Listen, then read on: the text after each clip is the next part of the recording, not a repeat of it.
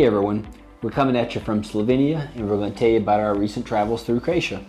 Our first stop in Croatia was Zadar, a really beautiful town on the Dalmatian coast that features Roman ruins and really interesting architecture, because Zadar has been conquered by just about everybody.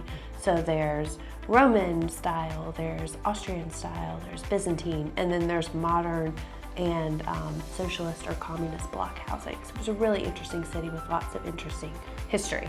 With a lot of Venetian influence that we didn't really expect to find there, that was really surprising. During our time in Zadar, we did a few different things. We started off with a tour downtown that included a food tour, which has become our favorite way to discover new cities. We ate the local delicacy black risotto, which is cuttlefish, ink, makes it look kind of like squid ink, and then we also ate some delicious Dalmatian prosciutto and drank a ton of great wine. While in Zadar, we also took a bus to Lake Plitvice, which was very close to there, where we got to see waterfalls. The only downside of Lake Plitvice is we did run into a little bit of weather there with some rain, but nothing that a few cheap ponchos that we got at the local bookstore that couldn't get us through.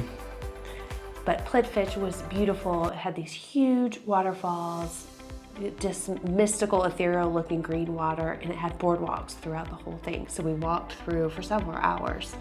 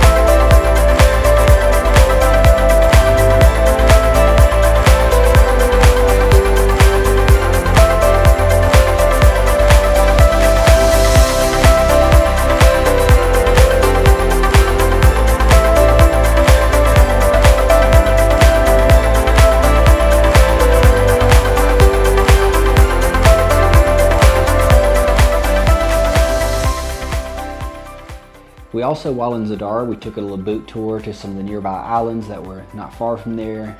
Got to do a little bit of swimming while the weather was still warm, which is kind of hard to believe now that we're here in Slovenia, where it's been in the 30s and 40s, much colder than it was there in Zadar. So we did get to experience that and see a little bit of different side of the Croatian coast as well. And always, as always, swim in the Med, which is our favorite.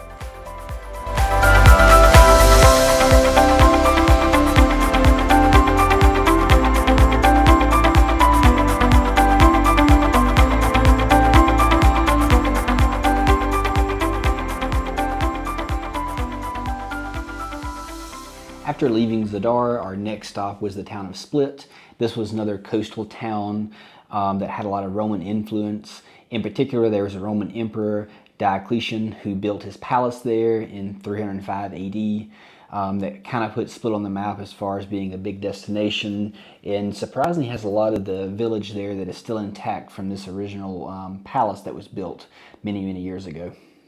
And not only is the village still intact, they added onto it throughout the years, so through the centuries. So there's middle-age houses, and then there's modern storefronts built right into the Roman ruins, which are open 24/7, not restricted at all. It was really interesting. Another really interesting thing about Split is underneath the palace and the cellars is where a lot of the Game of Thrones dragon dungeon scenes were filmed, which was kind of cool to see in person. All being said, Split was actually one of our favorite places that we visited in Croatia. It was just a really interesting mix of both the old town and then also the new city. Had a lot of modern conveniences, very easy to get around, easy to access the buses and ferries, which we utilized later on when we went to Hvar. Split, we took a short bus to visit another national park, this time Krka National Park, which, as you'll see, had huge, beautiful waterfalls and that beautiful green water, very similar to Plitvice, but different at the same time. We started this visit to the national park from the city of Skradin, which is where we took a bus into. From there, we rented some electric bicycles and rode down to the main entrance of the national park, and then just walked around, enjoyed the beautiful green water, the amazing waterfalls. And this was another day where the weather really worked in our favor, where it's very sunny, very warm. And the only downside of Skradin is this is also where we missed our first bus of the trip. So we saw the bus as it passed by and realized we were in the wrong spot, and got to spend an extra 3.5 hours in Skradin, which is not a city we planned on spending time in, which ended up being a lot of fun. I'm going to say, not a city that we planned to spend any time in, but was really cool in its own right. It's also a tourist attraction. It's an old village, I would say, with lots of really neat cafes and bars and a beautiful marina. So that gave us extra time to walk around, check out the boats, and then have a glass of wine or a beer at a little cafe. Or 2 or 3 glasses or bottles. Who could say?